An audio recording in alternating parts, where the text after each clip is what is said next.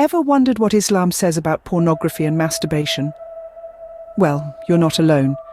Islam, as we know, is a comprehensive way of life that caters to all facets of human existence. It's not just a religion, but a complete code of conduct that provides guidance on everything from our daily routines to our deepest moral and ethical dilemmas, including sexual behavior. Our sexual instincts, when channeled appropriately, can be a source of deep connection and personal growth.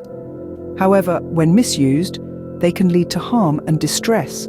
This is where Islam steps in, placing a high emphasis on modesty, self-control, and respect for our own bodies. Islam encourages us to maintain a balance, to uphold our dignity, and to ensure our actions are in harmony with our faith and moral compass. But what does this mean when it comes to topics like pornography and masturbation? What exactly does Islam say about these sensitive matters? Well, it's time to delve deeper and explore these questions. Let's go on this journey together. Let's delve deeper and explore what Islam says about these sensitive matters. Pornography, a prevalent issue in today's digital age. But what does Islam say about it? In Islam, there's a strong emphasis on the purity of the mind and soul. The faith encourages individuals to lower their gaze, steering clear of explicit content that might taint this purity. This is where the Islamic view on pornography comes into play. Islam strongly discourages the consumption of pornographic material. It views such content as a pathway leading to the degradation of moral values, fostering unhealthy attitudes towards sexual relationships.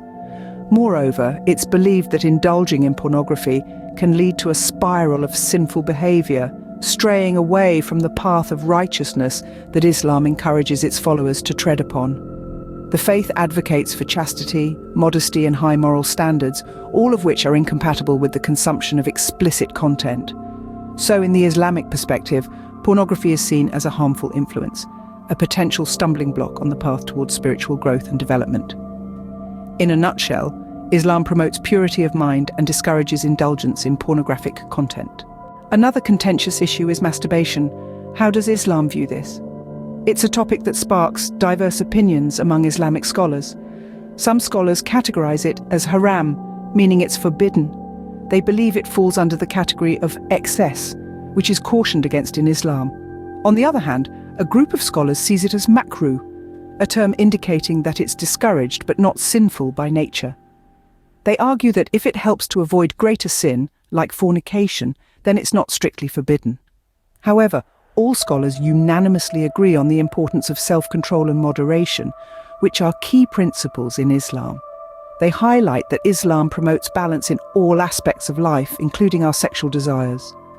It's understood that excessive indulgence in such desires like frequent masturbation can potentially lead to harm, both spiritually and physically. Islam encourages self-control and views excessive indulgence in sexual desires like masturbation as potentially harmful. So what can we conclude about Islam's stance on pornography and masturbation? From our exploration, it's clear that Islam places great emphasis on the principles of modesty, self-control, and purity of mind. It promotes a life that is in harmony with our natural instincts while also guiding us to maintain discipline and restraint. The teachings of Islam discourage the viewing of pornography as it's seen as a violation of these principles.